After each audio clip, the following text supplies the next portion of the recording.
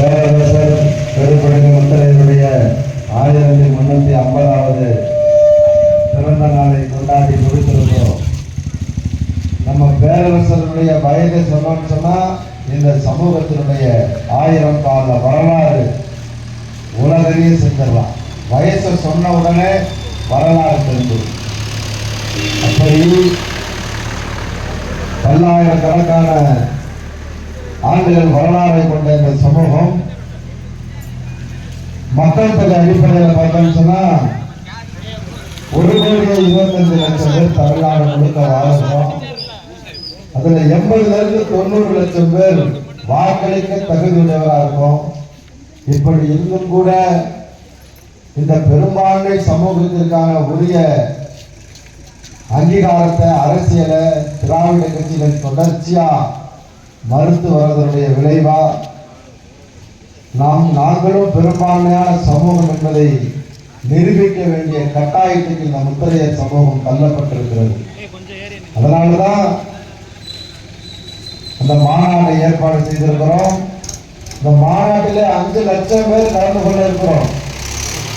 5 லட்சம் பேர் இந்த மாநாட்டில் கலந்துட்டால் மட்டும்தான் இந்த சமூகத்திற்கான உரிய சமூக நீதியே கிடைக்கும். ஆகையால இருக்கக்கூடிய பெரியவர்கள், இளைஞர்கள், தாய்மார்கள் எல்லாம் எந்த காரணமும் சொல்லாமல் ஜனவரி 25 ஞாயிற்றுக்கிழமை எல்லாத்துக்கும் விடுமுறை. ஆனா நீங்கள் பிறந்த இந்த முத்தரையர் சமூகத்துக்கு மட்டும் அன்னைக்கு விடுமுறை கிடையாது. எல்லாரும் திருச்சிக்கு வரணும், அந்த மாநாட்டில் கலந்து கொள்ளணும்.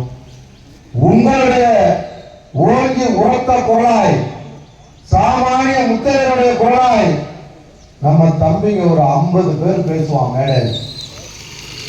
ஒவ்வொரு பகுதியில் என்ன பிரச்சனை இருக்கு, அடிப்படை தேவையை கூட பூர்த்தி செய்ய இயலாத ஒருத்தருக்கு நாம தொடர்ச்சியா வாக்களிச்சுட்டே வரோம்.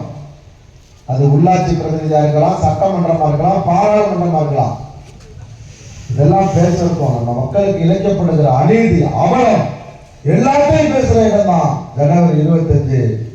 எல்லாரும் இந்த மாநாட்டை கலந்துட்டு நமக்கான அரசியல் அதிகாரத்தை வென்றெடுக்க, தமிழகத்தில் பெரும்பான்மையான சமூகம் இந்த முத்தரையர் சமூகம் நிரூபிக்க நாமெல்லாம் ஒன்று கூட வேண்டிய இடம் திருச்சி என்பதை இந்த நேரத்தில் சொல்லிக்கொண்டு இந்த நிகழ்வை ஏற்பாடு செய்திருக்கிற கிராம பெரியவர்கள், தமிழர் தேசம் வீர முத்தரையர் பெண் சங்கத்தினுடைய அத்துணை பொறுப்பாளர்களுக்கு இந்த நேரத்தில் நெஞ்சிலிருந்து நன்றியை தெரிவித்துக் கொண்டு விடைபெறுகிறேன். நன்றி.